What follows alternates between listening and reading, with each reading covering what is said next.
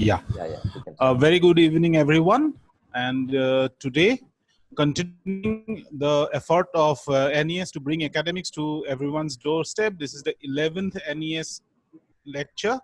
And today we have Dr. Prem Sagar, an associate professor in the Department of ENT, AIMS, New Delhi, trying to demystify and bring to us something new about vestibular migraine, something which is one of the most commoner causes of migraine in the present scenario. Following this, we have a panel comprising of Dr. NVK Mohan from Kolkata, Dr. Ravi Shankar from SGPGI Lucknow, and our very familiar Dr. Srinivas.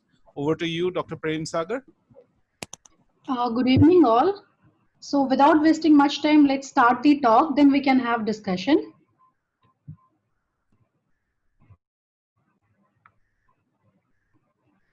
Yeah.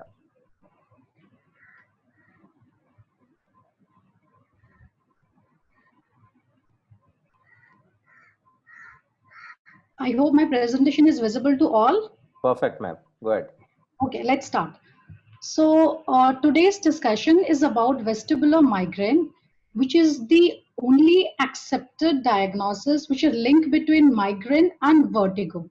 However, as my presentation will progress, we'll come to know that this is a great masquerader or a common chameleon which mimics to almost all the other common causes of vertigo.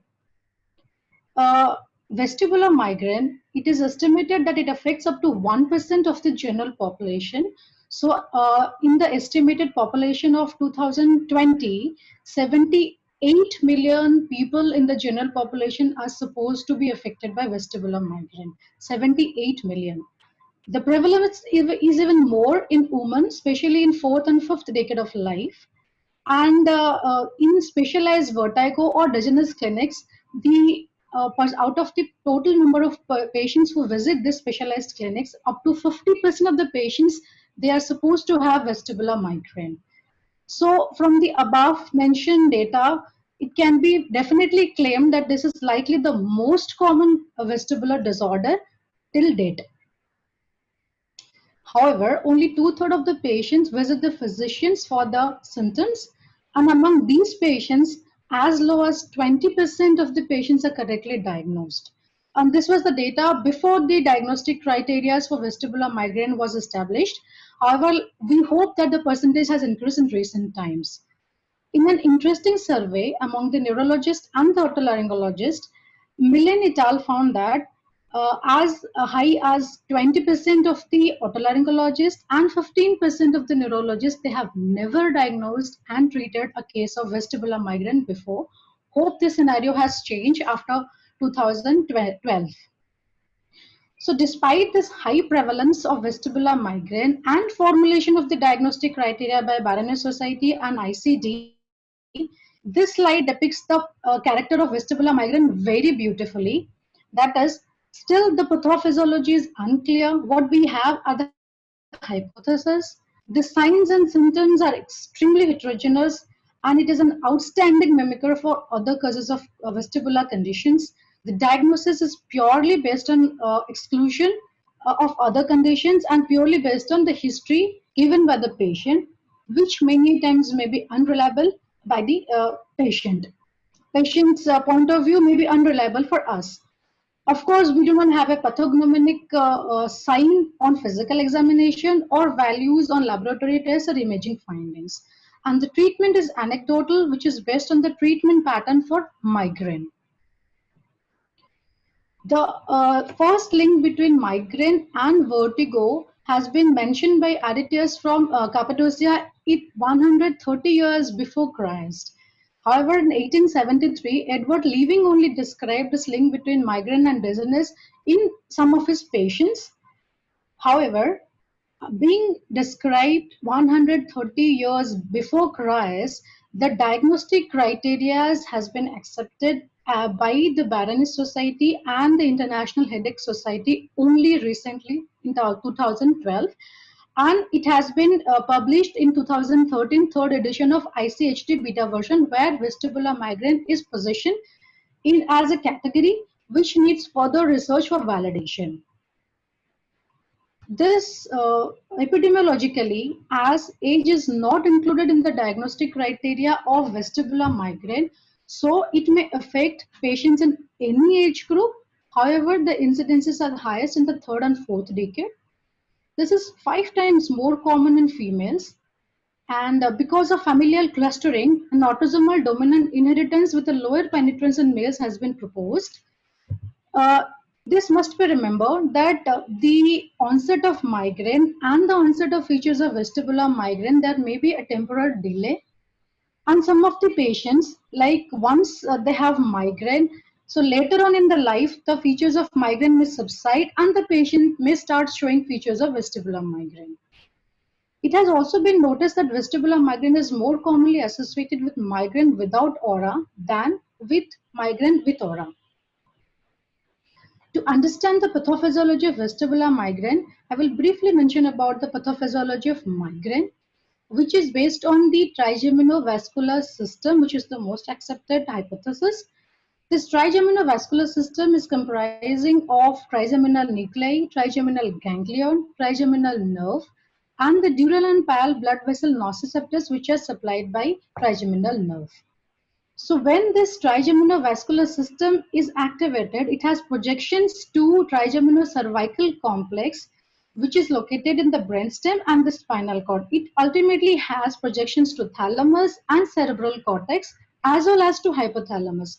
This trigeminal cervical complex also receives projections from thalamus as well as cerebral cortex, especially the somatosensory cortex, insular cortex, and anterior cingulate cortex.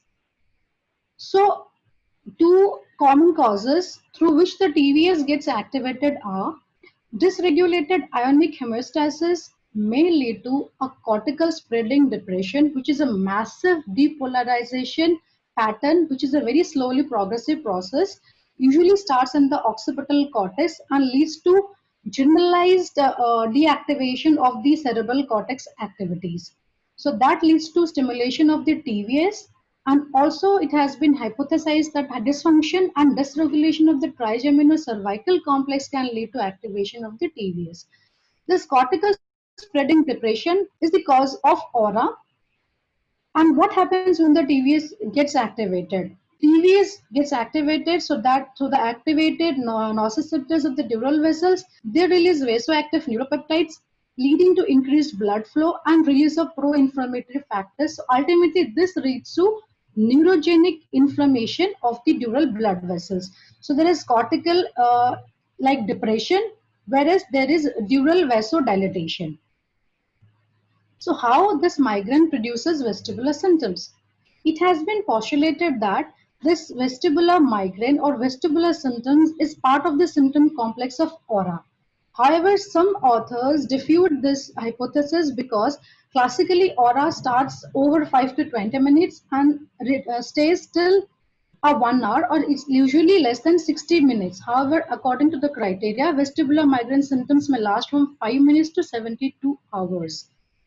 The other accepted theory is that when the TVS system gets activated through the ophthalmic branch, which supplies us the ICA. So when the TVS is activated, the ICA is also associated with increased vascularity. And we all know that cochlear vestibular vasculature, which takes origin from the ICA, also gets affected by the neurogenic inflammation, which ultimately give rise to vestibular symptoms. Also, TVS has direct projections to trigeminal nerve, and trigeminal nerve ultimately gets projected to cochlear nucleus and superior olivary complex, leading to vestibular symptoms. However, the reports have also suggested that the reverse process, that means stimulation of the vestibular system, may trigger migraine-like symptoms, like caloric testing or intratympanic dentamycin in Meniere's disease patients. So there is a definite connection between the vestibular system and the migraine center. Coming to the clinical presentation of vestibular migraine, let's discuss the clinical presentation through the diagnostic criteria laid by the Barenis Society and the ICHT-3.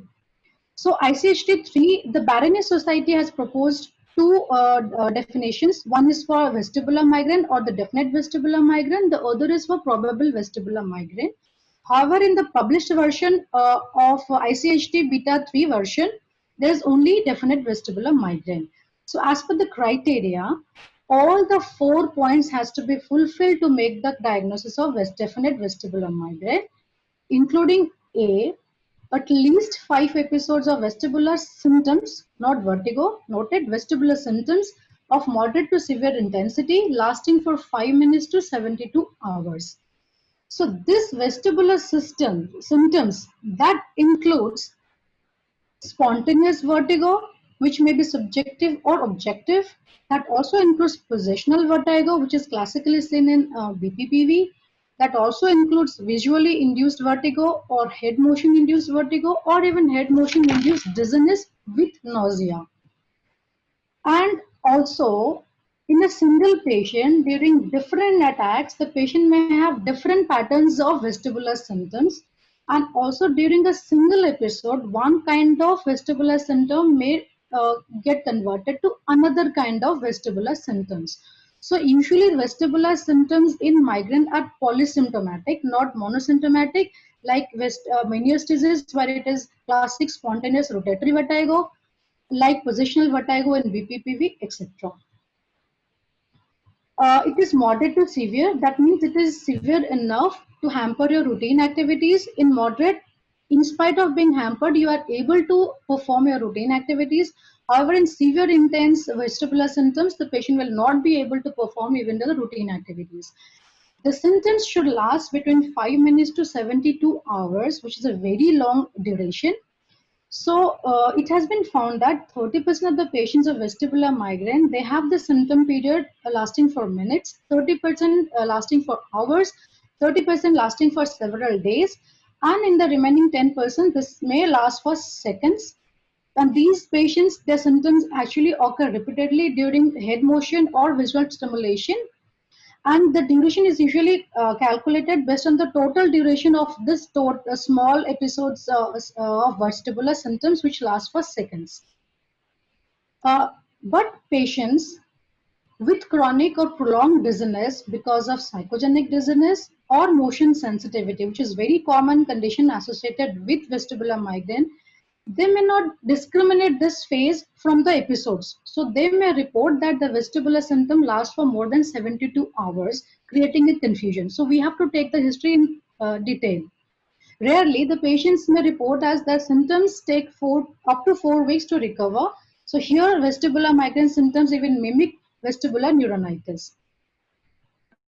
Then the second criteria which needs to be fulfilled is that the patient should have a diagnosis of migraine either previously or currently as per the criteria laid by ICHT. The third criteria is one or more migraine features should accompany vestibular symptoms in more 50 or more percentage of the times. And even one feature is sufficient enough to to fit the patient into criteria of vestibular migraine. And these migraine features, as I mentioned, even one symptom is sufficient. Remember, one patient may have different symptoms during each episode. Suppose during one episode the patient has photophobia, phonophobia, other episode had aura, the next episode the patient had headache. However, the symptoms may occur before, during, or even after the vestibular symptoms. Remember, in some cases, vertigo and headache may never appear at the same time. So that doesn't exclude those patients from the diagnostic criteria of vestibular migraine. So at least one criteria like headache with the characteristics of migraine or photophobia and phonophobia or visual aura. Remember, phonophobia must be distinguished from recruitment. Phonophobia is usually transient and it's just intolerance to loud noise, whereas recruitment is associated with hearing loss. It's a persistent and usually unilateral. The visual aura, here the diagnostic criteria does not include other types of aura, but only visual aura, which is bright scintillating lights or zigzag lines, often with scotoma, which may hamper the reading of the patient.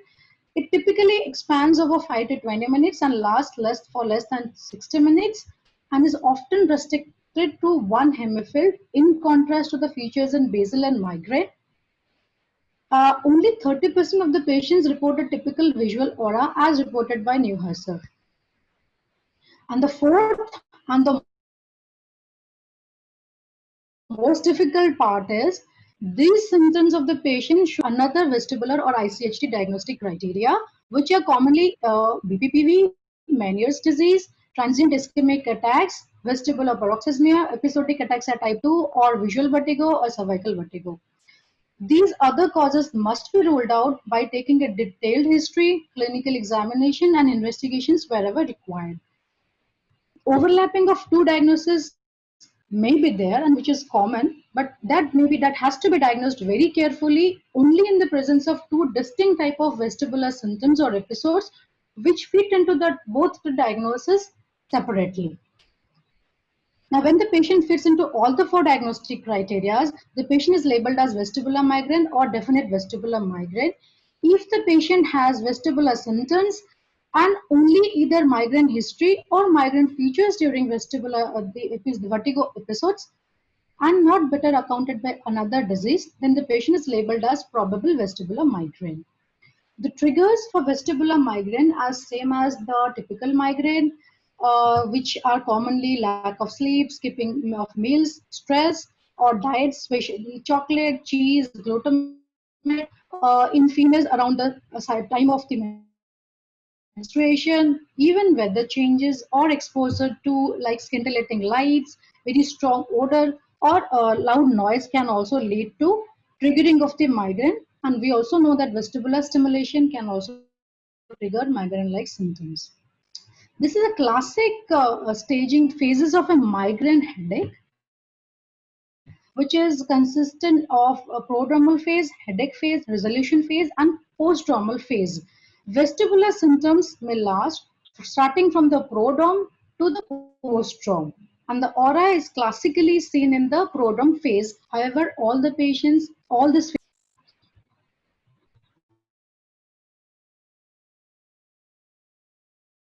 sorry, clinical and laboratory testing. Let me remind the diagnosis of vestibular migraine is purely based on the history. However, clinical and laboratory testing, the importance lies in the fourth point. That is, we have to exclude other causes which may be better fitting to the patient's symptoms. So these are mentioned, these are performed to rule out the other causes. However, there may be pathological findings during or shortly following the episodes of vestibular migraine, but none of the findings are pathognomonic or diagnostic enough to be included as a criteria for diagnosis of vestibular migraine. However, if you find significant pathologies like profound or severe hearing loss or complete vestibular loss, then we should suspect other causes like vestibular Meniere's disease or vestibulopathy, or that may also indicate that the patient has another diagnosis apart from vestibular migraine. In an interesting study and a prospective study on the findings during the attacks of vestibular migraine patients, pathological nystagmus was found in 70% of the cases. So total 50% of the patients, they showed features of peripheral vestibular dysfunction, and 15% of the patients, they showed features of central vestibular dysfunction. So during attacks, the common findings that we can see are weak horizontal nystagmus. Being weak, they may not be seen clinically and they may be visible on VNG or with the pharyngeal glasses. So usually this horizontal nystagmus may be direction changing. This horizontal nystagmus are usually positional or maybe spontaneous or following head shaking. Other type of nystagmus that may be seen are downbeating nystagmus or gaze evoked nystagmus. These features are usually transient. However, when you perform a normal caloric test, you find the reports to be insignificant. In between the episodes, during the symptom-free intervals, what are the pathological findings that we can see are the most common being saccadic pursuit and central oculomotor disorders, which may be visible in more than 50% of the cases. The others being spontaneous nystagmus, central positional nystagmus, and unilateral caloric paresis. Also, bilateral caloric paralysis has been mentioned in some of the papers.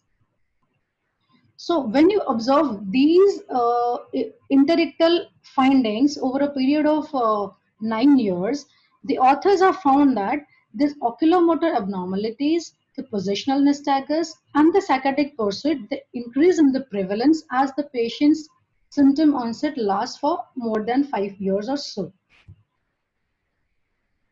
However, it must be remembered that all these features described can be seen in cases of migraine even without history of vestibular symptoms. Now, we have to differentiate these cases of vestibular migraine from most the commonly encountered other causes of vertigo like Meniere's disease. It has been like voiced that the hearing loss is the only differentiating finding between Meniere's disease and vestibular migraine, because this is one of the diagnostic criteria for defining definite Meniere's disease, but not vestibular migraine. However, the problem comes when we are dealing with probable Meniere's disease, where the diagnostic criteria does not include a hearing loss, and also cases of early Meniere's disease. And also the confounding factor is up to 25% of the vestibular migraine patients may have hearing loss. However, this hearing loss in Meniere's disease and vestibular migraine may be different in terms. In the Meniere's disease, this is mostly unilateral and it progresses over time. So we have to observe the patients for some time. So it progresses gradually as the patients keep on having recurrent attacks of Meniere's disease. However, in vestibular migraine, the hearing loss may be mild or sometimes moderate, usually bilateral and non-progressive over periods of years. Tinnitus and oral fullness, which are required criteria for Meniere's disease, are not there in the vestibular migraine diagnostic criteria. However, they are often seen in vestibular migraine patients in up to 25%, 25 to 30% of the cases. Photophobia is which is included as a diagnostic criteria in in the vestibular migraine, can also be seen in Meniere's disease. The vertigo pattern, which differentiates between vestibular migraine and Meniere's diseases. In Meniere's disease, the vertigo pattern is usually one type of vestibular vertigo, whereas in Meniere's disease, vestibular migraine, the vertigo pattern may be different types, as we have discussed. Of course, calorie test, unilateral canal paresis is commonly seen in migraine, Meniere's disease, but not as a diagnostic criteria. This is in early cases of Meniere's disease, this may be normal. However, as we have seen vestibular migraine patients also may show some hypoactivities, which may be unilateral or bilateral during the interictal periods. We also have to remember that Meniere's disease patients as such have a higher incidence of migraine as compared to the general population.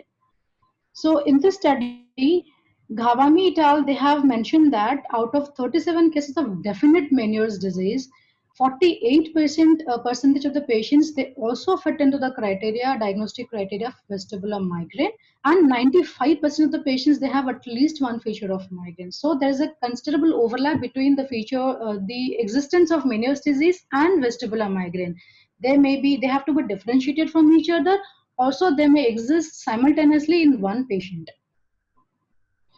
So when these are the guidelines by the HNF, if a patient is fitting into the diagnostic criteria of definite Meniere's disease, that means if the patient has a definite hearing loss in low frequency as defined in the criteria, then the diagnosis of isolated Meniere's disease should be made even in the presence of headache.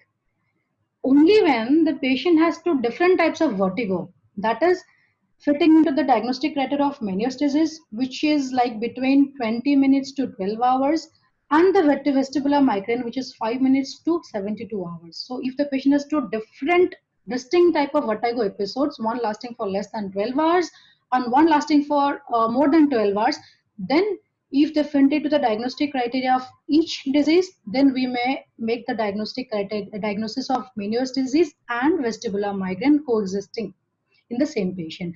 However, this MDVM overlap syndrome has not been included in the diagnostic criteria as laid by the Awareness Society. VM should also be distinguished from BPPV, which is the most common cause of peripheral vertigo. The duration of BPPV vertigo, the attacks are usually less than in seconds, less than a minute. However, in vestibular migraine, they may be longer. That means as long as the patient keeps the head position, the patient may keep on feeling the experience of vertigo.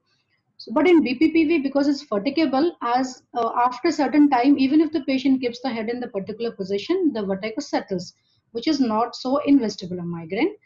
The total duration of the clusters, if untreated in BPPV, settles down on its own in within weeks, whereas in vestibular migraine, it lasts for lesser time, which is minutes to days. The frequency of recurrence in BPPV in some patients may never recur, and in some patients it recurs only after some years. Whereas in vestibular migraine, it may recur several times a year. The most important point is when you see the nystagmus during an acute episode, that is the best thing that we can differentiate between a central BPPV or vestibular, which may be a feature of vestibular migraine or peripheral BPPV. So the nystagmus pattern in vestibular migraine will be either no or very short latency period, and the nystagmus is not according to like a particular single semicircular canal. It may suggest that you may think that the multiple semicircular canals are involved. These are classic features of central nystagmus, which may help us in thinking of vestibular migraine and not BPPV. However, we must also not forget that BPPV and a vestibular migraine also coexist. Vestibular migraine must be differentiated from basilar migraine because in basilar migraine, 60% of the patients may have vertigo. However, they also have to fulfill other diagnostic criteria or features of posterior circular manifestations like visual symptoms affecting both nasal and temporal fields in both the eyes, dysarthria, tinnitus, and hearing impairment in both the ears, diplopia, ataxia, or decreased level of unconsciousness. This typically lasts for 5 to 60 minutes and followed by migrainous headache. Vestibular migraine, because it does not have a diagnostic criteria, does not include the age, can also be confused with BPP of childhood, which is the most common cause of vertigo in childhood and is assumed as the migraine precursor. It may onset in any age before puberty, the highest being between 1 to 5 years. These patients, they experience sudden onset severe vertigo without any warning symptoms, which is associated with pallor, sweating, anxiety, nystagmus, and divergent strabismus. And interestingly, headache may not be there, and the consciousness is not affected. And this resolves spontaneously within minutes to hours. When you examine the patients in between the attacks, all the examinations are usually normal. So if the patient fits into, if a child if the child symptoms fit into vestibular migraine, then we may go ahead with the diagnosis of vestibular migraine because age is not mentioned as a criteria in the diagnostic points laid by the Baroness Society. Vestibular migraine must be differentiated from TIAs, transient ischemic attacks, because isolated vertigo is the most common manifestation of vertebrobasilar TIAs. So this is an important differential diagnosis, especially in elderly patients or patients with vascular risk factors. These episodes are usually sudden onset and increasing frequency over last few months. When you perform Doppler or angiography, features of vertebral or proximal basilar artery pathology may be evident. Vestibular paroxysma is also a new diagnosis. This is usually easier to diagnose because the episodes are brief attacks lasting for seconds and they may occur multiple times, even 100 times a day or more than that. Radiology, this is mostly because of vascular compression of the vestibular nerve. So radiology may suggest, but not necessarily, response to, carbamazepine supports the diagnosis of vestibular paroxysmia. Vestibular migraine versus psychiatric dizziness. I have mentioned vestibular migraine and psychiatric dizziness because a patient of vestibular migraine, if the symptoms are not controlled, they may show features of anxiety and depression. And anxiety and depression patients may also show features of vertigo. So this constable, one disease may lead to another. And also up to 50% of the vestibular migraine patients may have coexisting anxiety or depressive features. Then anxiety-related dizziness are usually situation-provoked. They are associated with intense autonomic activation and behavior of avoidance and extreme thinking. However, nausea, vomiting, objective rotatory vertigo, and falls are classically absent. Also, response to anti-migraine medications supports the diagnosis of vestibular migraine. migraine. However, this is not included as a diagnostic criteria for making the diagnosis of vestibular migraine. But a patient response to anti-migraine medication will support the diagnosis. However, there are also points which are against it, like the patient may have spontaneous improvement. So it doesn't mean that your medications only had led to symptomatic relief.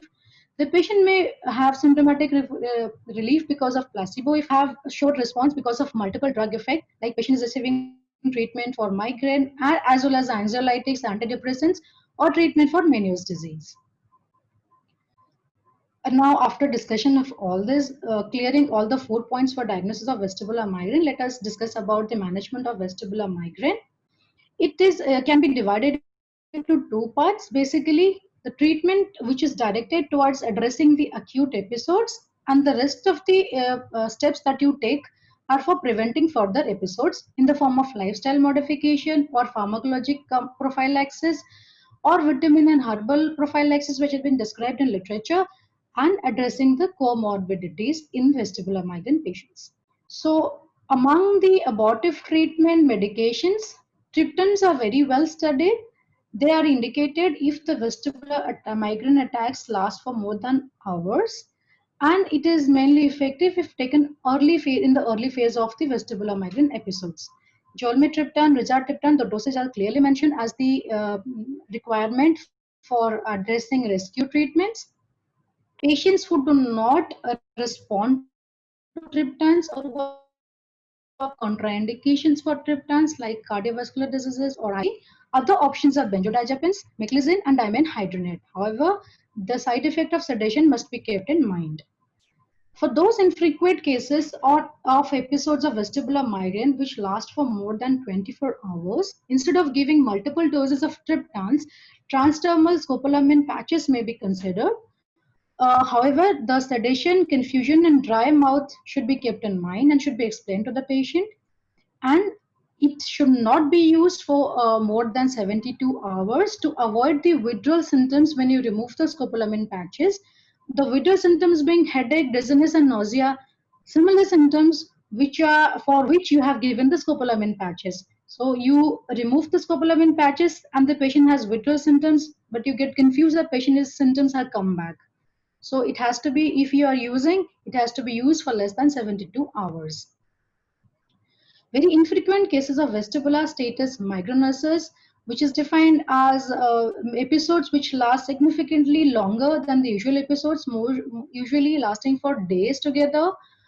IV methylprednisolone 1 gram per day for 1 to 3 days has been found to be effective to address these episodes in few of the case reports. If the patient has like extreme features of vomiting and nausea, then antiemetics may be given. And if headache is prominent, all ibuprofen or acetyl salicylic acid. Remember, in vestibular migraine patients, the prominent feature is vertigo as compared to migraine where the prominent feature is headache. So lifestyle modifications are usually like we have discussed, and also we have to ask the patient to have a regular sleep pattern and regular intake of food at intervals to avoid fasting. And if patient can notice that certain diets may trigger the episodes, then they have to go for a diet which doesn't contain those particular ingredients. Stress is a known factor which can trigger the episodes of vestibular migraine as well as migraine. Exercise, like low impact physical exercise for 20 minutes, at least 20 minutes per day for 3 weeks per week for 6 weeks has been proven to reduce the number of vestibular attacks. So low impact physical exercise must be explained to the patient. Also, patients should be advised to not to avoid habitual analgesic intake because they may have rebound effect and they may precipitate the episodes of vestibular migraine or migraine. Then comes the prophylactic pharmacotherapy. When to consider? Only when the attacks of vestibular migraine occur several times monthly, or the episodes that the patients experience, they are very longer duration, continuous over several weeks, or they are severe enough to impact the patient's lifestyle. So these are the conditions when you should consider prophylactic pharmacotherapy.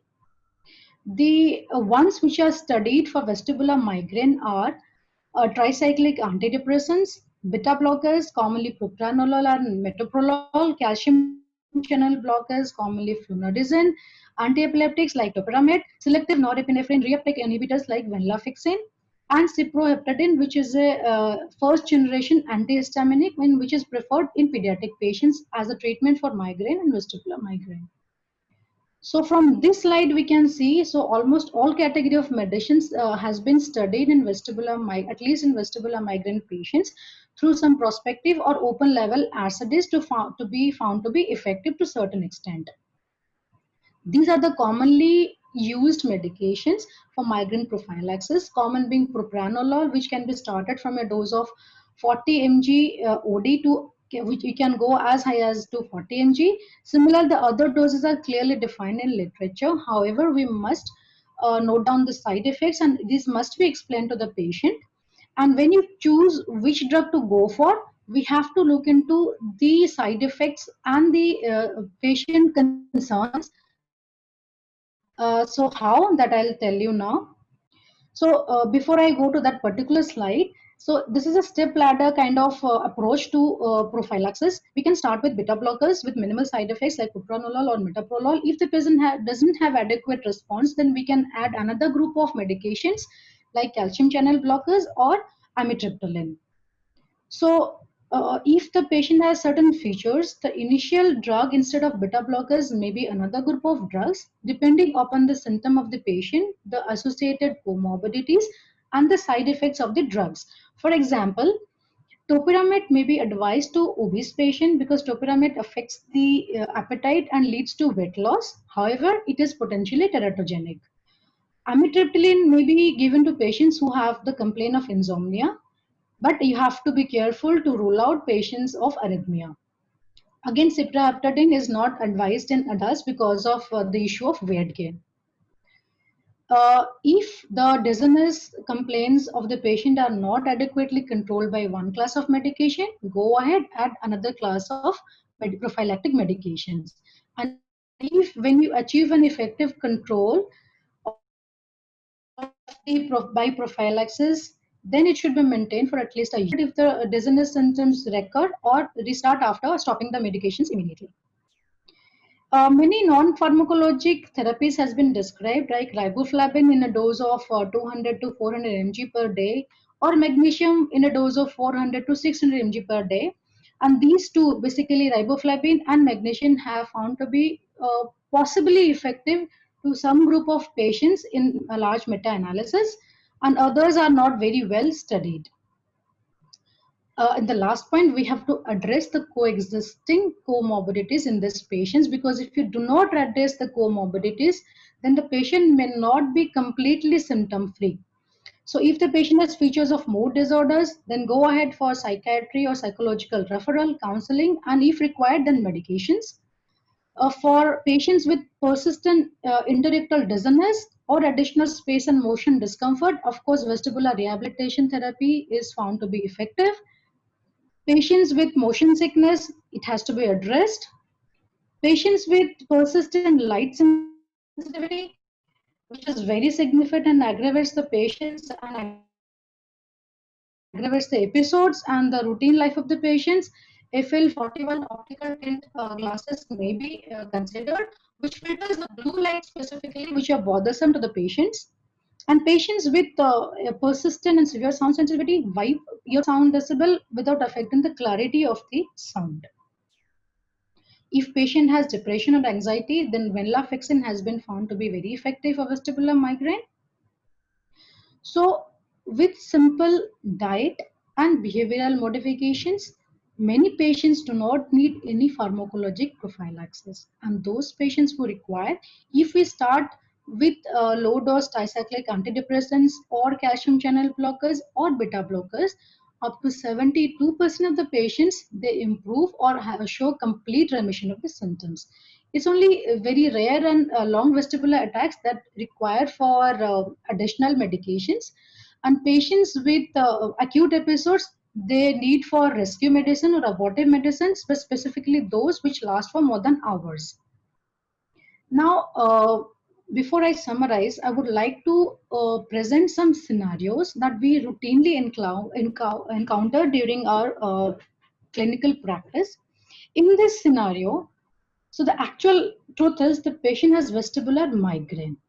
However, let's see what the scenarios are.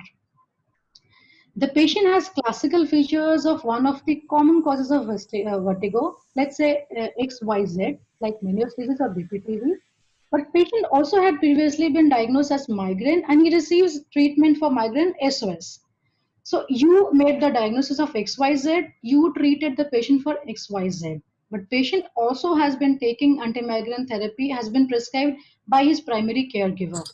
So the patient responds, which may be because of anti-migraine therapy, but you get the impression that the patient had responded to your treatment. So your final diagnosis is XYZ and not vestibular migraine.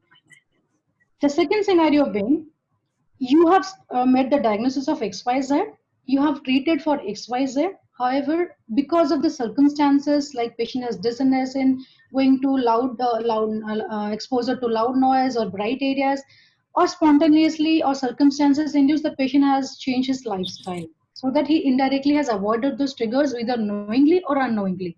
So the patient has symptomatic improvement because he has avoided the triggers. But you have treated for XYZ, so you have the impression that the diagnosis of XYZ is right. However, the diagnosis of vestibular migraine remains undiagnosed. These two scenarios are very common. However, we have achieved symptomatic control in the patients until the point when the patient comes back with recurrent episodes despite our treatment. So what happens next? So patient has vestibular symptoms. This is the ideal scenario which can be done as per the guidelines of the Marini Society. So we make the most likely diagnosis which fits into the patient's symptomatology for, let's say, XYZ. We treat XYZ. Suppose patient does not respond to treatment or inadequate response, then we look for differential diagnosis. Then we have to suspect vestibular migraine because this is a great mimicker. And if the patient fits into definite or probable vestibular migraine, we address the migraine and we get a desired treatment response. Then we make a right diagnosis of vestibular migraine. These are the common scenarios for patients with isolated vestibular migraine. In the other scenarios, suppose the patient has vestibular migraine as well as another common cause of vertigo, then despite receiving the treatment for the common diagnosis of XYZ, patient may not show adequate response to your treatment. So before we go ahead with another ablative or invasive treatment for XYZ, we must look for coexisting vestibular migraine, and a trial of migraine treatment is mandatory before we move ahead to a invasive procedure as a treatment for XYZ. And if the patient has vertigo, which fits into both the diagnosis, we have to address both the diseases and give the treatment to get a desired response. We should avoid this scenario where patient after treatment of XYZ shows inadequate response and we go ahead to the next line of treatment and possibly ablative treatment option for the patient, like going for a labyrinthectomy or some kind of surgery for Meniere's disease. Because the vestibular migraine which is coexistent has not been addressed, the patient still keeps on having incomplete response and not inadequate response. So still you miss the diagnosis of coexisting vestibular migraine and you label as a functional illness or psychiatric illness. So there the coexisting vestibular migraine remains neglected or undiagnosed. These situations must be avoided. So before I move on to the next slides of how to manage these cases or the take-home messages, I would briefly share our experience at AIIMS New Delhi. So we recruited 144 patients of Meniere's disease or vestibular migraine or Meniere's disease and vestibular migraine over a period of 15 months as a part of the MS thesis of one of our candidates. So out of these patients, 65 patients had isolated Meniere's disease, 65 patients had isolated vestibular migraine, and 14 patients that fit into the criteria of both Meniere's disease and definite vestibular migraine. So out of these 65 cases of vestibular migraine cases, 80% of those patients, they had aura, including 30% of the patients with visual aura. Hearing loss was found in up to 18.5% of the patients. Tinnitus was seen in 26% of the patients and being bilateral. Oral fullness was noted bilaterally in up to 30% of the cases. During the VNG, during the interictal period, spontaneous horizontal nystagmus was found in 45% of our patients without any of the patients showing any abnormal caloric test reports. These 65 patients of isolated vestibular migraine, all of them responded to simple lifestyle modifications, avoidance of triggers, and propranolol prophylaxis with support of amitriptyline in 4% of the patients. Interestingly, these 14 patients who had an overlap syndrome of Meniere's and vestibular migraine, we started the treatment of all the patients like Meniere's following the diagnostic criteria laid by the Baroness Society. We found that 65% of these patients that required additional migraine prophylaxis for complete symptomatic relief. So what we found is all cases of Meniere's disease, even if they are definite Meniere's disease, coexisting vestibular migraine must be ruled out, specifically if the patient is a female, the patient has presentation in third or fourth decade of life, if the patient has mild or moderate hearing loss, and specifically if the patient has very minimal or no abnormality in the caloric test. So the take-home message would be, uh, always remember vestibular migraine is a very common cause of vestibular symptoms. Any patient who is not perfectly fitting into the classical feature of any particular diagnosis, vestibular migraine comes into play. It must be ruled out. Any patient with polysymptomatic vertigo in terms of nature or duration, or patient having triggering factors, look for vestibular migraine as an alternate diagnosis or accompanist to the original diagnosis. Any patient who is not fitting into any of the common causes of vestibular migraine, patient has some features but he is not fitting into any criteria, then a trial of anti-migraine therapy is warranted. Also, any patient who is not responding adequately to treatment for one of the other common causes of vertigo, after ensuring patient's compliance and trying next line of medications, a trial of treatment of vestibular migraine in the form of anti-migraine therapy should be considered before you plan for any ablative or invasive procedures. And the last line, which is not very common, is all non or partial responders of vestibular migraine treatment. You have made a diagnosis of vestibular migraine, but the patient is not showing adequate or complete response. Look for coexisting other causes of vertigo, like possible Meniere's disease or multicanal BPPV, and address both the conditions for the desired response. Thank you. This is some of the pictures of my institute. Thank you. We can discuss now.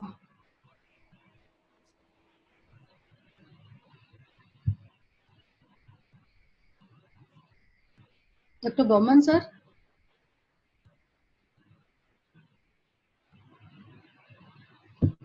Dr. Hello. Burman, sir, have you muted him? Have you muted yourself? No. Let me check. Yeah, let me unmute you. You have muted yourself. Okay. Okay. Yeah, you're good to go. I think you're very well presented, Dr. Sagar. Not Thank only you. have you gone very deeply into the subject, but you have also been able to very nicely give the differentiation of vestibular migraine from many other conditions with which has been, it can be confused with. So to go, before going into the discussion part, we have a whole set of questions lying in front. So I hope the other panelists are also there. I can see Dr. Srinivas and Dr. Ravi Shankar, and Dr. Rao is also, NBK Rao, yeah, he's also here. So the first question that was put up was by Dr. S.B. Fukan. So he wants to know whether vestibular migraine and basilar type of migraine have a similar presentation. So, Dr. Ravi Shankar, would you like to Yeah. take So, that? yeah, Dr. Sagar already explained in detail. They have classically differ. The clinical presentation totally differ. The vestibular migraine as well as basilar migraine. The criteria to diagnose basilar migraine, they need a posterior for such symptoms like dysarthrias, visual hallucinations, visual symptoms, and hearing loss, and then ataxia. So these are some loss of consciousness. So these are essential to diagnose the basilar migraine. Even though they have a headache, but these are the additional features that is essential to diagnose the basilar migraine. So clinically, they are totally different. I think Dr. Fukan has his answers from that. The next question is from Dr. Shima Sheikh. So, Dr. Sagar, in your presentation, you had mentioned in the criteria for migraine that at least 5 episodes has to be there. So, Dr. Sheikh wants to know over how long a period these 5 episodes have to appear. What is the limit of the episodes? So the Barony Society says the patient must have at least 5 episodes. So they may happen over a period of a month or maybe a year or maybe many years. That we don't know. But the diagnostic criteria is laid by the Barony Society says that it has to be at least 5. The way we have diagnostic criteria for Meniere's is like at least 2 episodes. However, when we have a patient of Meniere's disease who patients to presents to us with a first episode, then the patient may not fit into diagnostic criteria. But so we cannot make, but we may write early Meniere's, early possible Meniere's kind of condition. So according to the criteria laid by the Barony Society and ICHT, it has to be 5 or so. And over what time it has to be there, it has not been mentioned. So it may be over months or years, doesn't matter.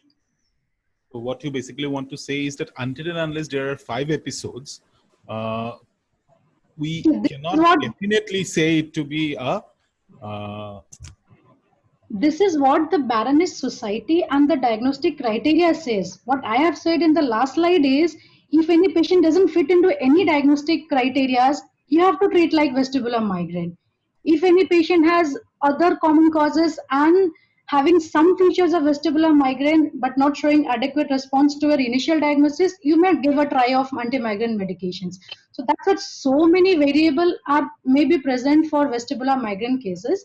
But for research purpose and for a universal documentation worldwide, we have to adhere to the diagnostic criteria. Suppose I want to share with others that I have so many vestibular migraine patients, I treated like this, I had this findings, and I want this point to be added to the diagnostic criteria. For the uniformity, I have to adhere to the diagnostic criteria as described by the Barony Society and the IC, which is published in the IC in the third version, beta version, 2013. That has to be adhered for uniformity and for reporting purpose.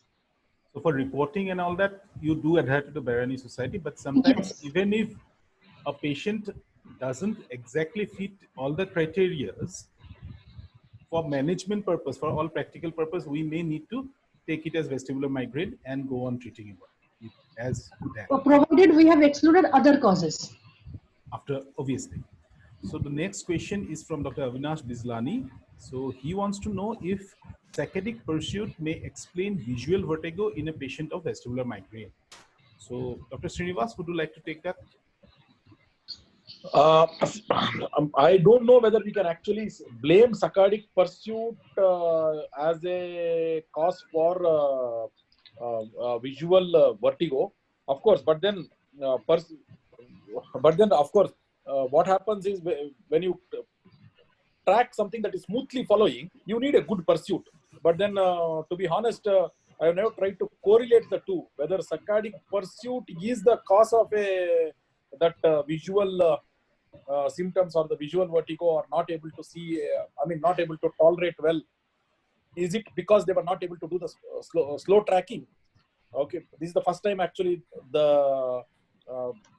an attempt to correlate the two things somebody is thinking, and I'm coming across it. So I think this is something that we need to actually consider. But have I considered this before? Do I have an answer? No. But definitely this is something that we should start considering. Okay, maybe what is the cause of visual vertigo, or what is the cause for not tolerating visual flow, maybe it has got something to do with the slow eye movements, non-vestibular slow eye movements. It's actually a very beautiful point. I think I'll start thinking about it from now on. So I think instead of a question, you got an idea. That's very good. Yeah. Good. Big thank you to Bijlani sir for that. I think. Yes, sir. Yes. The next question is from Dr. Ramesh Rohiwal. So he wants to know the role of ECOG in differentiating between vestibular migraine and Meniere's disease. So Dr. Mohan, would you like to take that? Sorry, the role of ECOG in differentiating between vestibular migraine and Meniere's disease. So is there a definite role of that? Yes, I mean, see, hello, can you hear me? Yeah, very well, very well. See, I mean, like Dr. Prem Sagar mentioned, first, I mean, we have to exclude all other causes for us to, call a patient or diagnose vestibular migraine in a patient. So, and vestibular migraine does mimic, all these conditions starting from PPPV to basilar migraine. So it can mimic, it can be a great mimicker, and certainly, I mean, ECOG has a role there. I mean, if we get, ratio less than 0.45, then that becomes significant. That can, aid in diagnosing Meniere's disease and then help in differentiating from vestibular migraine. Thank you very much. The next query is from Dr. Kshitij Malik. He wants to know, I'll read it verbatim. Please elaborate on the direction-changing nystagmus that can. Please elaborate on the direction-changing nystagmus that can be seen during acute vestibular migraine, and if found, to what degree could you investigate before attributing it to vestibular migraine? So, Srinivas, you would want to take that? Yeah, see, in fact, direction-changing nystagmus in the beginning stages, okay, what used to happen is in the emergency ward, we used to get these patients with who have come with acute migraine, and then when you immediately see that patient, there used to be a direction-changing nystagmus. Okay, on the right, on the left, you get a direction-changing nystagmus. In addition to the direction-changing nystagmus, you do a head impulse, the bedside head impulse. The bedside head impulse used to be intact. Okay, so the moment you correlate this to the HINTS protocol, which had become very, very famous and had actually occupied our thought process. In fact, our entire mental space was occupied by HINTS a few years ago. In the emergency, do HINTS, and HINTS was the gold standard. It used to be like that. So at that time, what we used to do, we look for direction-changing nystagmus. These people used to have direction-changing nystagmus. You do the head impulse, and head impulse used to be intact. Right side, well performed. Left side, well performed. No corrective occurred.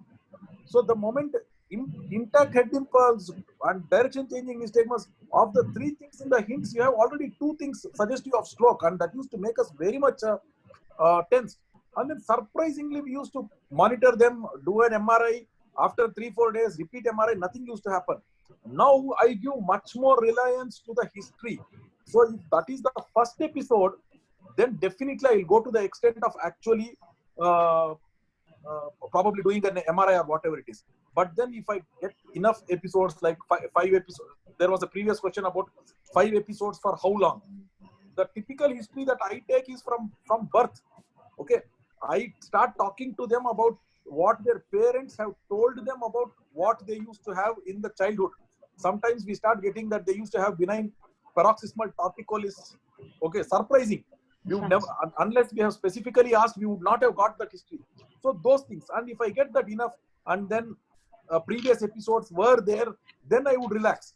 But if there was no previous episode, that is the first time, and then if you see a direction changing nystagmus, then I will do there is something called a brainstem mapping protocol in the examination of the acutely vertiginous patient that I do, from the pupillary diameter, the pupillary reaction onwards, all the cranial nerves, which can be finished in 6 to 7 minutes. We can finish that examination. We do all those things. So that will give, that is the next thing that I will be prompted to 100% do. And then I will not have any hesitation even to ask for the radiological investigations. But if it comes with there are, after that, in the beginning stages, when I used to give so much of importance, and then things used to come negative MRI, then I started becoming more reliant on the history. So if there is a repeated history, and then if I get only isolated direction changing nystagmus, then now I am not means if both the sides nystagmus is of the same intensity. There is another very ominous nystagmus direction changing, where looking to the right it is fine low frequency, looking to the left it will be coarse, fine high frequency, looking to the right coarse low frequency, looking to the other side, or the opposite. So one side fine fine but high frequency, another side coarse but high. If that kind of direction changing nystagmus, then definitely they will go for radiology. Thank you, Dr. Srinivas. I think this is one question I think Dr. Sagar you had already touched upon. Can one see evidence of fluctuating hearing loss in vestibular migraine? So would you like to answer that, Dr. Sagar? Yeah, it has been mentioned. So during the episodes, acute episodes, that this is usually not seen. But because we know the vascular theory of pathophysiology in the vestibular migraine, where the cochleovestibular vasculature is supposed to get neurogenic inflammation. So because of repeated inflammations, arteries with the modular arteries and the cochlear arteries, they may get involved, and repeated episodes may lead to hearing loss in these 25 or 30% of the patients who show features of hearing loss. So usually this is mild, and they usually do not progress to being severe or profound when you observe these patients over a long period of time. Yes, it can be seen. I think the third question that Dr. Kshitiz Malik has put, again, you did touch upon it. Protocol for differentiating vestibular migraine and TIA, as chances of finding TIA in investigation is rare as is vestibular migraine. So what is the protocol? I think you did touch upon that. Yeah, I have already mentioned. So before I say the differentiating points, it has been reported that 10% of the cases of vestibular migraine, they may have features of TIAs also. So if a patient of vestibular migraine has TIA, it should not be labeled as vestibular migraine. So if a patient is specifically elderly, has higher features of vascular risk factors like history of hypertension, previous episodes of stroke or vascular disorders, then it must be suspected. These particular episodes are very transient. We know the transient bit lasts for less than 24 hours. It classically shows a crescendo pattern. So like over the only last few months it has happened, and for the last few months the frequencies has increased. So a crescendo pattern is usually seen. So that has to, if that is there, it must be ruled out by either Doppler or angio. It has to be ruled out. Thank you. There's another question from Dr. Malik. How long? Dr. Surajit, I just have one point to add. Sure, okay. Sure. This is okay. This is going to help everybody who is listening. Okay. So this is not something that has the differentiation of TIA from vestibular migraine or any of those migraine for that matter, not just vestibular. TIA from any migraine has haunted people for a long time. In fact, the best papers about this is by Fisher, CM Fisher. So if you just search migraine accompaniments by Fisher, you will get a few articles of Fisher which are like he has around 100 or 150 or 200 patients in 2-3 papers he has published about migraine accompaniments. And this is exactly what was bothering him. It is not that easy to differentiate TIA from migraine. That was bothering him. And from there, he has come up with some very nice features to tell, okay, this is something that I will consider as a TIA. This is not something that I will not consider as a TIA. One of the significant points that he makes is a point called a build-up. So if there is a build-up of symptoms, or another point is the march of symptoms from one symptom to another symptom. See, if it is a TIA, all symptoms will occur when they start, they occur simultaneously. There is not going to be like if you're going to start developing a hearing problem. Now, 15 minutes later, you're going to have vertigo. That goes more in favor of a migraine accompaniment. Okay, so one symptom, then another symptom like that. Simultaneously, everything starts. Simultaneously, hearing loss, simultaneously, vertigo, everything happens simultaneously. Okay, this is not directly from there, but using the principles of Fisher's articles, I'm telling. Everything happens simultaneously. Then it is more likely to be a DIA. The other thing is about the build-up. Okay, this is March. The other thing is about the build-up. The build-up is that you have something. It slowly builds up after, and then gets the final thing after 5 minutes or after half an hour. So build-up goes in favor of migraine accompaniments. Okay, so that is one thing. But again, he tells build-up always goes in favor of migraine accompaniments. Build-up is always against TIA. But he tells that if there is but he also tells that not having a build-up can be either. Okay, if it is sudden onset, that does not always mean that it is TIA. That can still be migraine, that can be TIA. But if you get a build-up, you can be almost sure.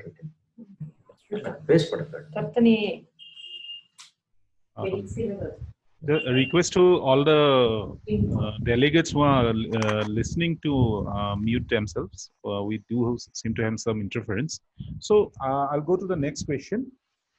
The next question is by Dr. Jagadish Malohan, and he wants to know how to differentiate between subjective and objective vertigo. Dr. Mohan, would you like to take that? Hello. Yeah, the question is how to differentiate between subjective and objective vertigo. See, I mean, basically, I mean, when you can, this thing, when the patient is complaining of vertigo, okay, and you don't see any nystagmus, right? Hello? Hello? Yeah, we can hear you. Please go on, sir. Yeah, can you hear me?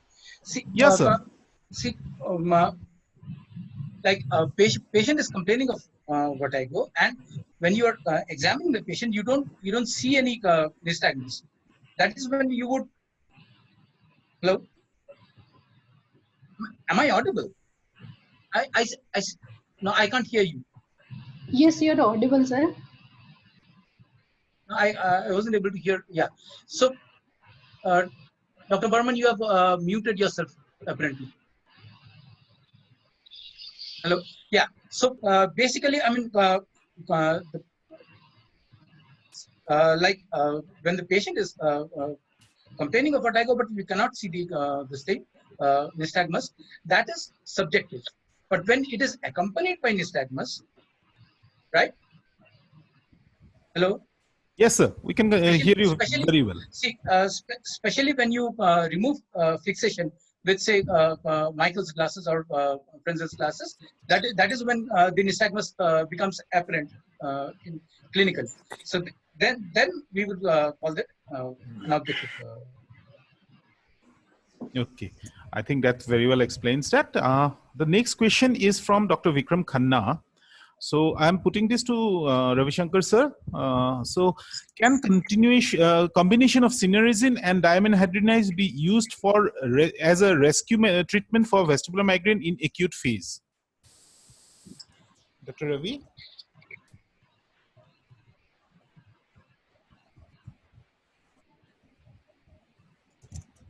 No, he has muted himself. Let me check. I unmuted him again. He has muted himself. Yeah. Hello. Yeah. Now we can. So, sir, did you hear the question? The question was, can combination of cinnarizine and dimenhydrinase? Actually, I have the issues in audio. I'm not able to hear you. Hello. Okay. Can you hear me now, sir?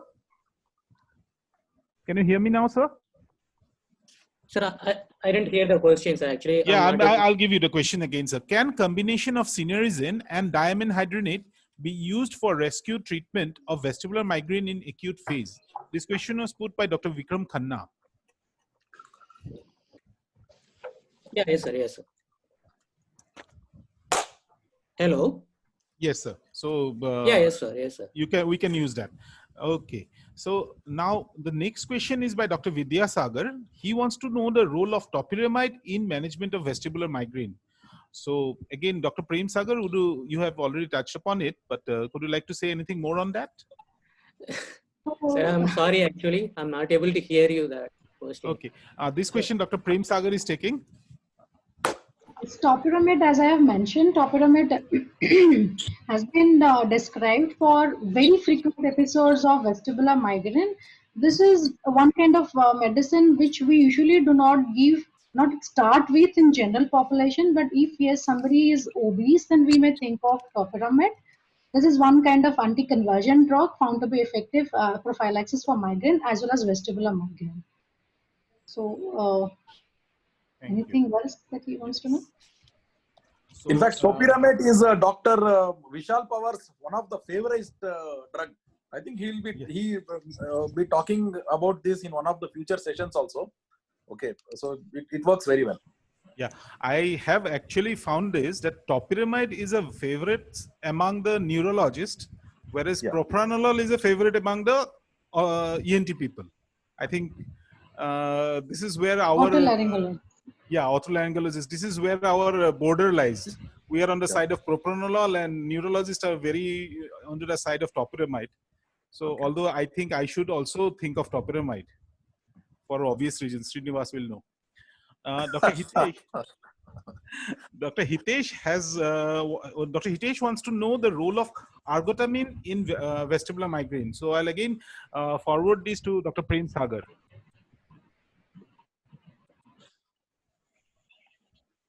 Yes, ergotamines has been very extensively studied for respiratory, but not so commonly has been studied for vestibular migraine. Yes, they can be addressed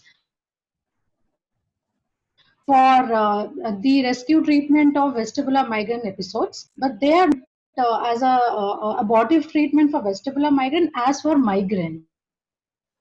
But yes, they can be considered.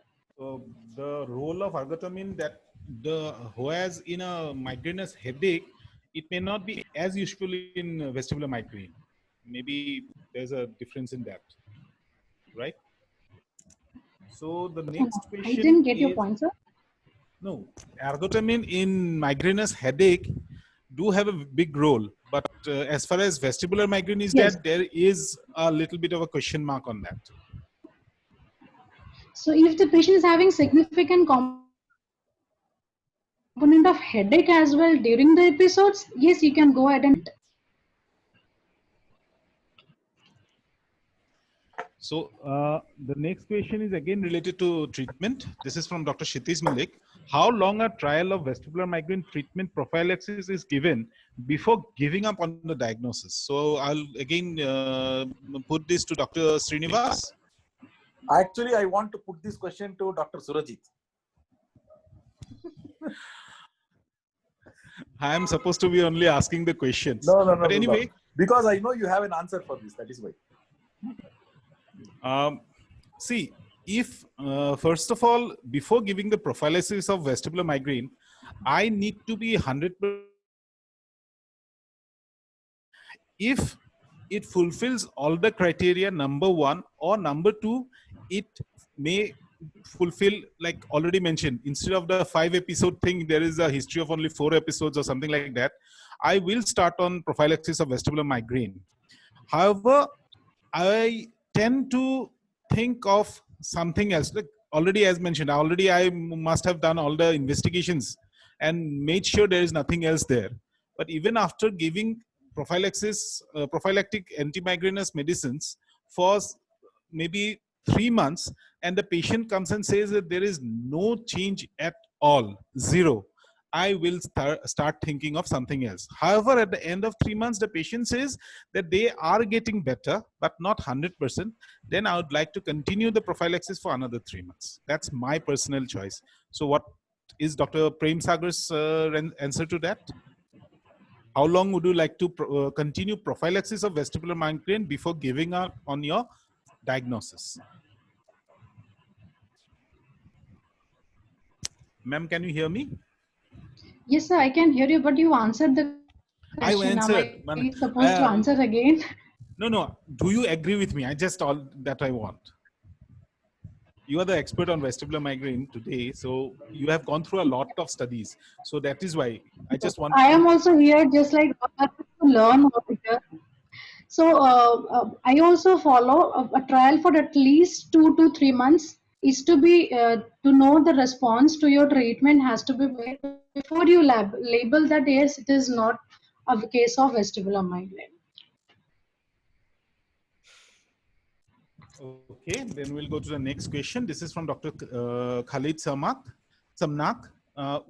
With this much overlap, should we need to develop a scheme to reach a diagnosis? This question I am putting to Dr. Srinivas. In fact, with so much of overlap, we are coming up with schemes. One of the attempt at coming up with a scheme is the Barney Society classification. Okay, so that is a beautiful thing. So Barney Society, and in fact, today one of the most impressive slides of today's presentation has been that slide on similarities and differences between vestibular migraine and Meniere's disease, which Dr. Prem Sagar put up. Okay, so and that was very clear about the differences. So the attempt is to come to a scheme, and that is exactly what is happening. And then of course there are still a lot of gray areas. Okay, for that gray areas again we have come up with our own methods of dealing with those gray areas. One of them is therapeutic trial, which also Dr. Prem Sagar covered in her talk about giving a therapeutic trial and then seeing, and then if the person responds, then probably you can take. Of course, she covered both aspects. When it responds, both meanings that it is the same, or sometimes it can be false positive also. But then we do rely on the therapeutic trial. I do use this approach of therapeutic trial very often. Okay, so and the one medicine for the therapeutic trial is for the first month it is flunarizine. After that, if I am not sure, generally I don't use long-term flunarizine. For a therapeutic trial, I give flunarizine for 1 month. Otherwise, my flunarizine doses are only for 5 days maximum. Okay, that is for the acute episode and those. So generally, I use flunarizine in a different way than what is generally recommended. But for the therapeutic trial, I give it for 1 month. And if there is a response, then you can always change the medicine to what is better tolerated for a long term. Okay, that kind of a medicine, and put that on a very long term migraine prophylaxis. So the next question is from Dr. Ramesh Rohiwal. Now he wants to know if Meniere's disease and vestibular migraine is part of the same spectrum etiopathologically. So he has asked the opinion of all the panelists in this. So I'll again start with Dr. Prem Sagar. So ma'am, do you think it's the etiopathologically belongs to the same spectrum? Yes, it has been studied extensively, the association between Meniere's disease and vestibular migraine. In fact, Prosper Meniere himself has raised this link between Meniere's disease and vestibular migraine. So this answer is still not clarified or validated till now. And that was the whole reason for conducting this MS thesis study for which I quoted here. So there is the vascular theory that I mentioned. They say because of repeated neurogenic inflammation of this cochlear vestibular vasculature, that may lead to some sort of homeostasis imbalance in the inner ear, which may lead to endolymphatic hydrops and can give rise to Meniere's disease. And because the prevalence of vestibular migraine or migraine per se is higher in patients of Meniere's disease as compared to the general population. So there is found to be some association, some link between Meniere's disease and migraine or vestibular migraine. And these two diseases even may represent the two different spectrums of the same pathophysiology. So it has been well postulated, association has been mentioned everywhere, but not yet validated. But from the clinical point of view, yes, we find overlapping diseases. So there is a definite link which is yet to be validated by detailed research. Thank you. Any other panelists would like to add upon on this? In fact, see, from the cutting edge, okay, can I talk? Yeah, please, Dr. Srinivas, continue. Okay. See, this is the story started from Prosper Minier, and then the story seems to be culminating in the cutting edge technology that happened, that is presently happening. Last week, we had a beautiful talk by Jay Rubinstein on vestibular implants, and he presented 4 of his cases, a very, very honest and detailed presentation of what all happened. And the beautiful part of one patient that he presented was a patient with Meniere's disease. Okay, so when they taken it for vestibular implant, they would have done the most rigorous evaluation and then come to a conclusion what it is. So this patient diagnosis was Meniere's disease, and they did a vestibular implant. After they did the vestibular implant, they were doing periodically to the same current the eye response, to the same current the slow phase eye response they were seeing, and they saw a very, very, very, very surprising feature. On today, if they have done the slow phase eye response to the same level of current, if it was at a certain level, few months later it had dropped, and when they see it was at a different level. Another few months later, again it had improved. So if it was continuing to drop, it would have been attributed to something else. Okay, it would have been attributed to probably deterioration of the nerves or whatever. No, what they saw was on some days when they tested, it used to be it was very, very infrequent testing of a few months, or there was a difference. But at some points of time, when they tested, there was a very good response to the same current of stimulation. At another point, it was less. Another point, it was more. Another point, it was less. This fluctuation is happening. So there is a definitely not just a peripheral mechanism, there is a central mechanism of fluctuation, is what he just lightly hinted during his talk. So is it completely that Meniere's that we consider as Meniere's, is it completely peripheral, or is there a central mechanism?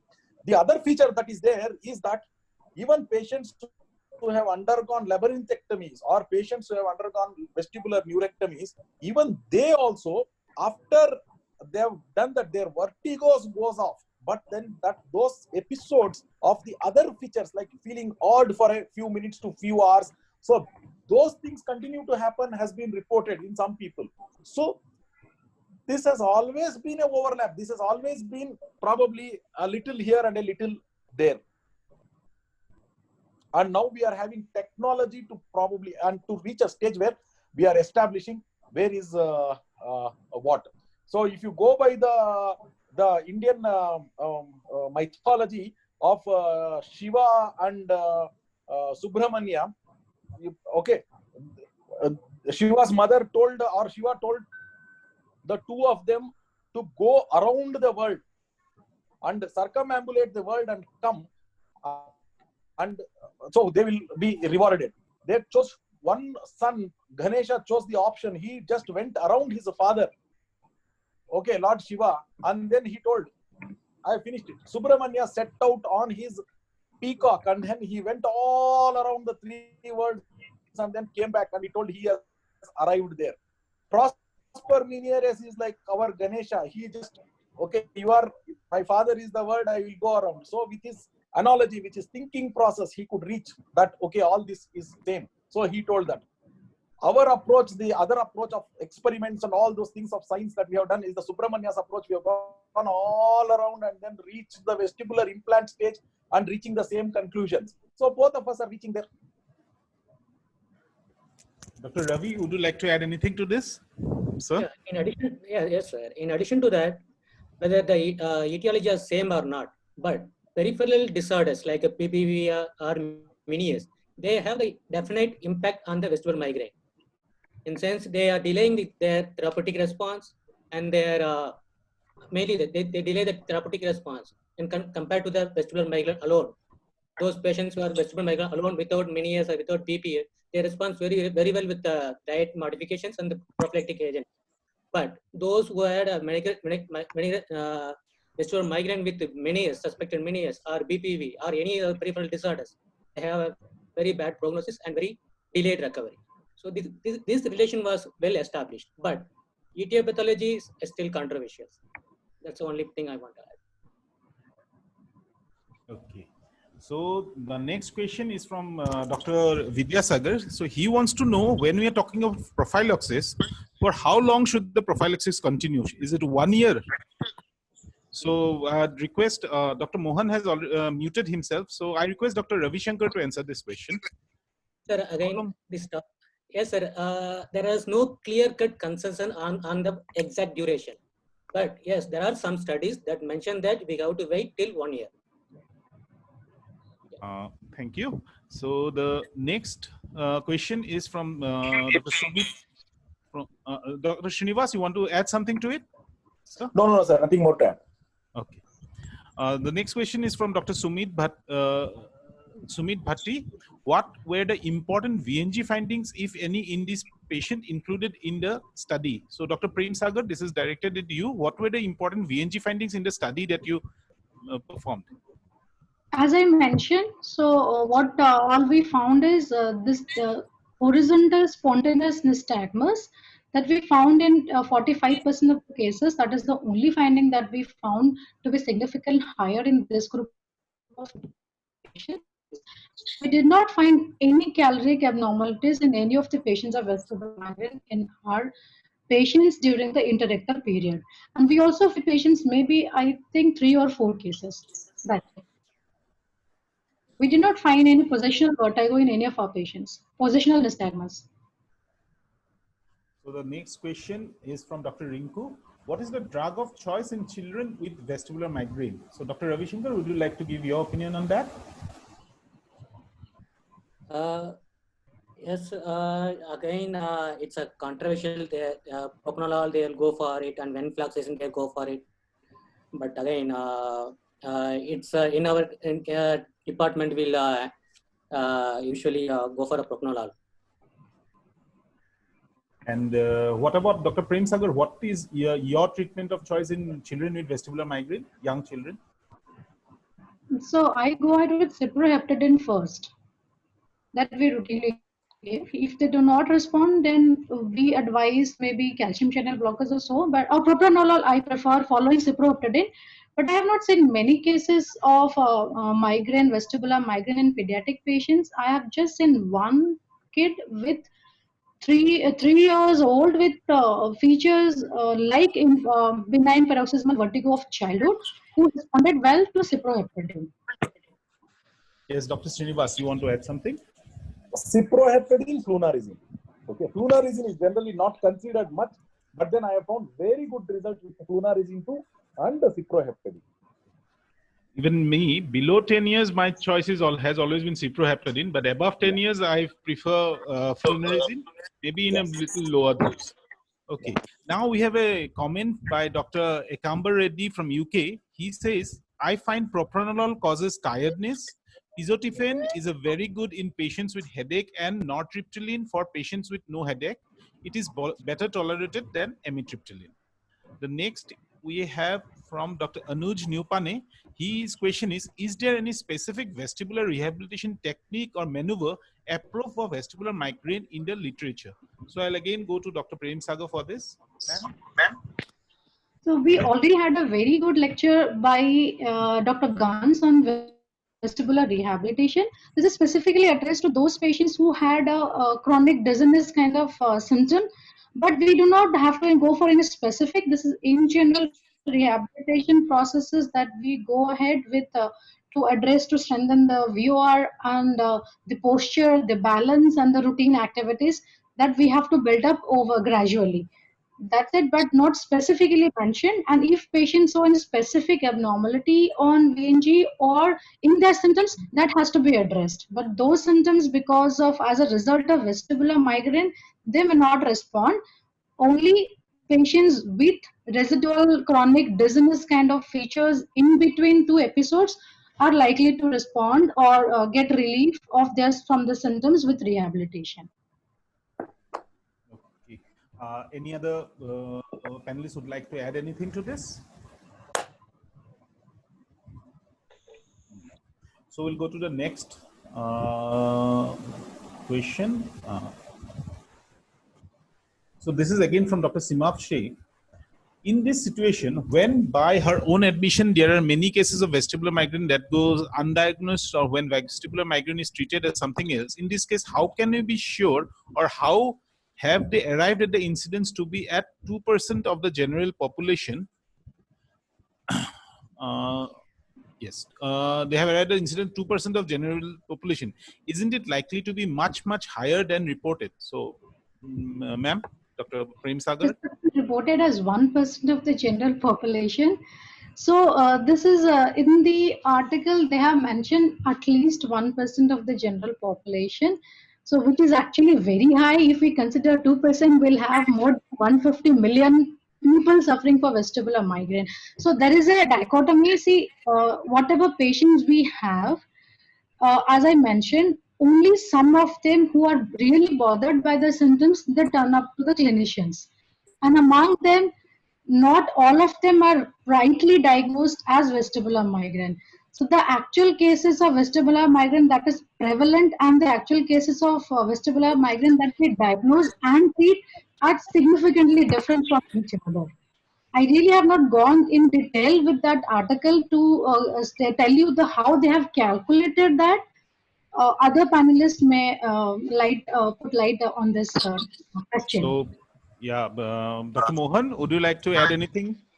I think it's more like the confirmed reported cases of vestibular migraine that we are talking about.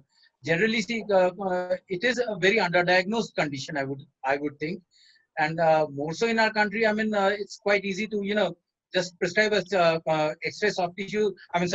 Cervical spine, and brand it cervical spondylosis.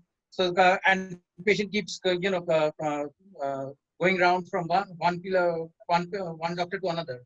So basically, it's pretty underdiagnosed. It's a new entity which hardly many GPs or other people are aware of. I mean, these probably do not actually end up. That's why probably nowadays the incidence of vestibular migraine diagnosed in specialized centers is going up. Now we are beginning to understand and diagnose it rather than so probably the incidence like Simab says it is probably much higher. Yeah, I think in most of the specialized clinics, vestibular migraine is actually competing with BPPV for the #1 slot. Yes, definitely. Now, yes. Now, Dr. yes, sir. Surajit. Yes, sir. According to me, every human being is a migrainer. Every human being is a migrainer. What varies is the threshold. Everybody's threshold for developing the migraine attack is different. Anybody you make him, like for example, there are some people who miss one meal and they get an attack. Very, very low threshold. Then there are other people that the threshold is high. So high that, okay, for him, if you want to bring about, you have to make him lose sleep for 2 nights together. Then you have to make him fight with his spouse, his or her spouse, whatever it is. Then the boss has to scold and then miss your meal. After that, it will come. Okay. So somebody's threshold is so much. Another person's threshold is low. But every human being is a migrainer, according to me. I'm talking about just migraine. And so vestibular migraine is part of migraine. So if every human being is a migrainer, then there is going possibly there is a huge number of people who can potentially suffer a vertiginous migraine. We do get patients, a lot of patients who tell they've had that one episode of vertigo which has never come back. Okay, after stress, after missed sleep, after being stressed out for a few days, after that they get, and then they suffer for a few hours and then it has never recovered. That kind of history we do come across.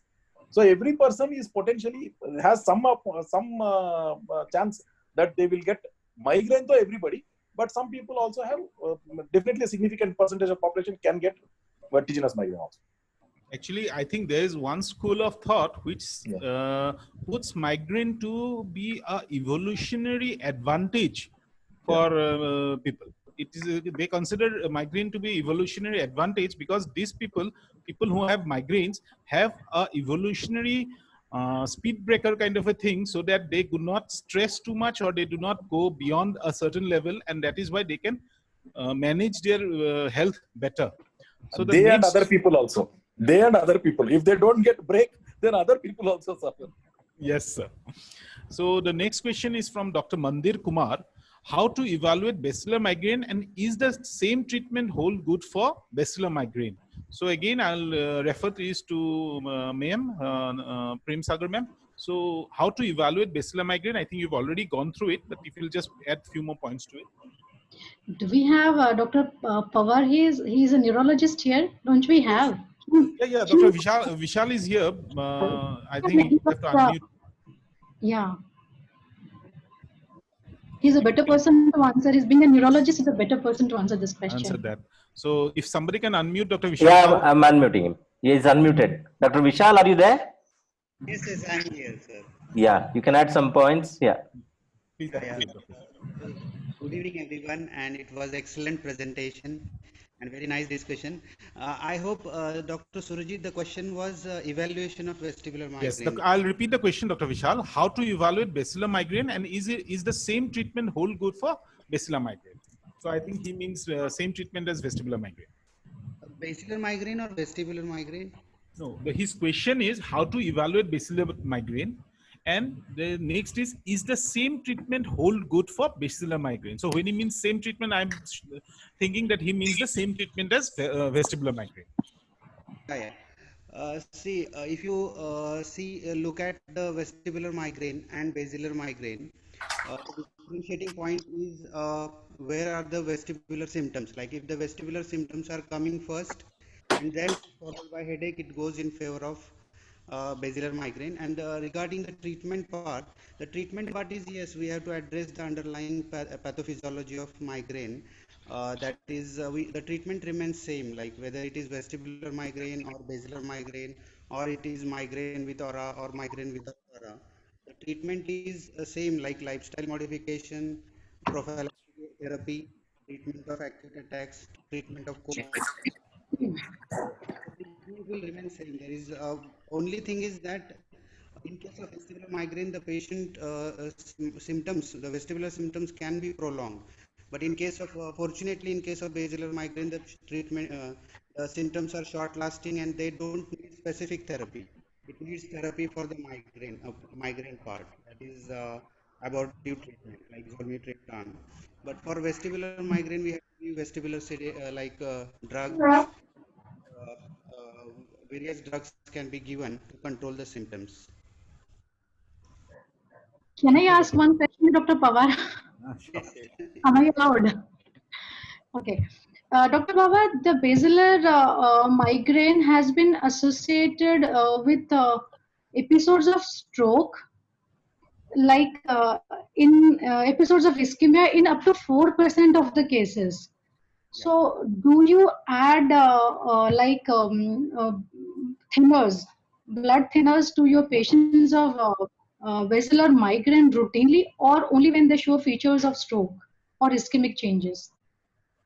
in fact, because of your question, it reminds me of case. Like 4 months ago, I have seen a 56-year gentleman. He presented with attacks of headache, and he had typical attacks suggestive of migraine, and he had attacks of vertigo also, like along with headache or apart from headache. Then I did his imaging, because new onset headache after the age of 50, usually it's better to do imaging and rule out other causes. So in his imaging, I found there was a small cerebellar infarct, and the literature does mention that the migrainous infarctions are very common. The small ischemic changes, and you can get diffusion restriction in patients, especially in posterior circulation in patients with migraine. And I saw the recommendations, but we have to treat the underlying pathophysiology, like the vasoconstriction, which is leading to these strokes.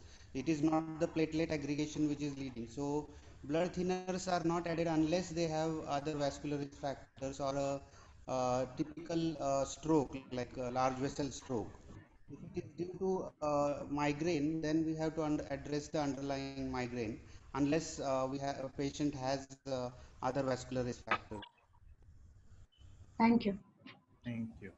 So there's a request from Dr. Mohan. Please repeat summary of diagnostic criteria for vestibular migraine. I think we'll not go into that because repetition will take a lot of time, and that can easily be available Anyway, so the next question we are taking is from Dr. Suratwala. Can sudden rise in blood pressure present as transient vestibular migraine or acute paroxysmia? So I'm putting this question to Dr. Mohan. Yes, sorry. The question is, can sudden rise in blood pressure present as transient vestibular migraine or acute paroxysmia? Not that I am aware of.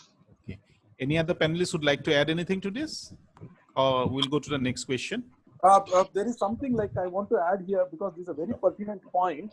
Okay, so generally what happens is we do look for blood pressure. Okay, and there is one thing that we are led into very commonly. Okay, in the practice is that when the person comes with vertigo and simultaneously when you take the vitals, we have to take vitals for sure, and then we find that there is a hypertension. There is a tendency for us to actually attribute the vertigo to the hypertension. Okay, rather what I would suggest is you take that as one of the, when you actually take the acute vertigo, and if you are taking the situation of acute vertigo and especially the first episode of vertigo, in a first episode of vertigo, the diagnosis always has to be, we have to rule out a cerebrovascular accident. So now, if at all we see a high blood pressure, then we should take that high blood pressure as a point, adding to that there is an additional vascular risk factor. Okay, there is an additional vascular risk factor to consider. Okay, for our overall diagnosis. So that is how I have been approaching the high blood pressures that we record in patients with this. And I also had an opportunity to do the video nystagmography of a patient who presented with acute vertigo and had hypertension.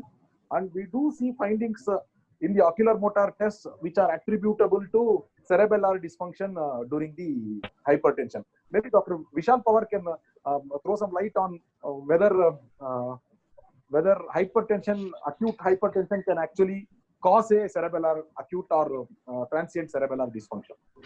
If he's still unmuted. Is Dr. Vishal Pawar still there? He's there, but he's muted now. He Yeah, is. he's unmuted. Yeah. Sir, question is basically high blood pressure whether it can cause vertigo, you mean to say?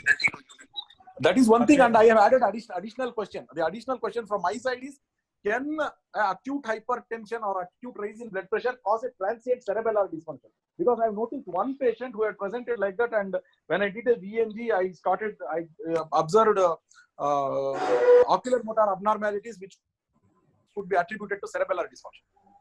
Okay. Sir, as far as like if I go back to my cases, there is close like there are three mimickers. Like whenever a patient comes with acute vertigo and he has high blood pressure, then I usually tend to think more about TIA, like the ABCD score. There is a scoring system which helps us to differentiate whatever patient's symptoms like brainstem symptoms are there. And if the patient's ABCD score, ABCD stands for A for age. If the age is more than 60, blood pressure is more than 140 by 80. C stands for the clinical features, and D stands for the duration of symptoms and diabetes. So if the blood pressure is high, I tend to think more about TIA than there was a discussion whether it is vestibular migraine versus TIA. And there is a third close differential I would like to add. Like I hear the summer is here in Dubai, the temperatures go to 45, 50, and the real actual feel of the temperature goes to 55 sometimes. So there are some workers who work in the sunlight, and they come with severe. I have seen two cases where they presented severe headache, and they had loss of consciousness. Like before developing the headache, they had vertigo, and they had loss of consciousness, and then the consciousness recovered, and they presented with headache. So they were typically cases of migraine with brainstem aura, which was earlier known as basilar migraine. So, sir, blood pressure, whether it causes the cerebellar symptoms, I'm not sure. But in those cases, it is acute phase reaction, like blood pressure is acute phase reaction to something which is happening I would consider stroke rather than like blood pressure per se, because blood pressure per se causes changes in the occipital lobes. Like there is I am not sure whether it can cause any issues with the cerebellum. Like I'll search the literature and get back to you, sir. Thank you, sir. Thank you very much, sir. So we still have around 10 questions more, and we have already superseded our time. So I'll just take one more questions. So this is from Dr. Devi Prasan. He says, I observed that injection dexamethasone is very effective in a severe attack of vestibular migraine. What may be the reason? So can I ask Dr. Srinivas to answer that? I have a similar observation. I completely agree with him that dexamethasone is a beautiful drug for any acute vertigo for that matter. Okay, it has worked for vestibular migraine acute episodes. It has worked for Meniere's acute episodes. Okay, and then of course this is something that dexamethasone, any steroid is a thing that it's a drug which actually works at the cellular nucleus level. It works on the DNA level. So where all what all actions it can bring about, okay, we can contemplate whether it is changing the fluid electrolyte status within the cells, whether it is related to the edema reduction, okay, or whether it is actually general improvement of transient general improvement of cellular function. So many things can be contemplated. But I completely agree with Dr. Devi Prasan's observation that it's a beautiful drug. In fact, it is an underutilized drug in the management of acute vertigo. People should be more frequently using dexamethasone for managing the acute episodes of vertigo. So I'll take the The final question was, I think, the question was intratympanic dexamethasone. No. IV. I think it was IV. IV, as I have mentioned, we have also, reported, it's always reported. Yes. Okay. I'll take a final question. So there's so many questions. It's almost like I have to ask every one of them because all are interesting. So I'll just take one more. Okay. This is from Prakash Munka, Dr. Prakash Munka. He has a very beautiful question. Do you mean to say that in all vertigo, nystagmus is a must? So Dr. Srinivas would like to answer that? No, see, what used to happen, this is something that, you see, when we used to, for us, the Bible used to be Harrison. And in Harrison, it used to be mentioned that in all, if you simultaneously, the person, I have read this somewhere in Harrison those days. And it used to be like something etched in stone. Okay, the commandment, it used to be. Whatever is written in Harrison is 10 commandments for us. And I used to read that. I read, if a person is complaining of vertigo and at that time, if you cannot see nystagmus, that means the patient is, then you should consider alternative diagnosis, something like that. Now, there are two things. Even if it is semicircular canal origin symptoms, also, the extent to which we see nystagmus depends on what technique we have used. Okay, in the light, if you see from the front, we may not see a nystagmus, but then the moment you use an ophthalmoscope and look at the retina, you may be able to see the nystagmus. If you remove fixation, you may be able to see the nystagmus. So for that one reason, okay, saying that nystagmus has to be observable, nystagmus has to accompany to tell that this person is actually going through a rotatory vertigo at this point of time, doesn't stand. Then the other thing is, what if he is going through symptoms that are originating from the other side, from the otolith? Of course, otoliths also produce tilt and translational vestibulocular reflexes, but then their strength of connection to eye versus strength of connection to the cervical and spinal system varies. So you can't. Okay. So that to say that nystagmus is a must and wedding nystagmus to telling that the person is actually going through a vertigo or now or not, I think we should give up on that. Okay. We should go by the patient's explanation. So other panelists, yes. So in an unpublished work from our department on the association of the complaint of vertigo by the patient with the nature and severity of nystagmus. So we did this. The study was done by Professor Alok Thakur, and we are yet to publish it. So in that study, when we did a caloric irrigation for these patients without any previous history of any vestibular symptoms, uh, there were one patient out of 17 patients who had nystagmus during caloric irrigation test, the classic pattern that we see, but the patient did not complain of vertigo. We see the very classic nystagmus is good severity, prolonged, the duration was more than adequate as described in the caloric test, but the patient did not complain of vertigo. So I'm yet to find the answer for this patient. Why didn't he complain? Or maybe, I don't know. So if anyone can answer me this question. Maybe he is an alcoholic. He is used to that kind of All stimulation. alcoholics were ruled out. They were mostly medical students actually. No, medical student is not a immunity against being alcohol. No. They were all ruled out, and if they had all history of alcohol intake in the past, the cases were ruled out from inclusion in the study. Or maybe he's that merry-go-round goer. Maybe he's enjoyed all those things.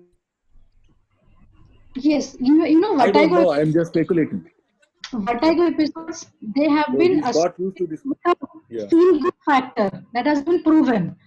Some patients they feel good after episodes of vertigo. I don't know what was his. Okay. I'm yet to find the answer for this particular case. So on that interesting note, I think we should come to an end. We have already gone beyond 25 minutes. So a big thanks to Dr. Prem Sagar. It was such an insightful presentation. A big thank to Dr. Vishal Power for coming in and pointing out the neurologist point of view. A big thank to Dr. Ravi Shankar, Dr. Enrique Mohan, and Dr. Srinivas. And I would like to end our presentation today with this. And you forgot to thank Prahlad sir. Yes, this was what I was coming to. There, with this, and give the mic back. Entire forum is because of him. Yes, that's what I was saying. And give back the mic to the person who is running and who is the reason behind this show, Dr. Prahlad sir. So I hand over the mic to Prahlad. Yeah, there's still many questions. What we'll do is I'll forward this question to all of you. Okay. So you can reply it in writing.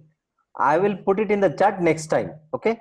So that all the questions are answered. No question should go unanswered. I feel. Okay. I will forward the complete chat with the questions, everything to all of you. Okay. Yeah. Thank you. Good night, all of you. Stay safe. No, thank you, sir. Thank you, sir. Yeah. Thank you. Thank you very much. Thank you. Thank you, Dr. Surajit. Thank you, Dr. Thank you. Thank you. Thank you. Mohan Good sir. night. Thank Ravi Shankar.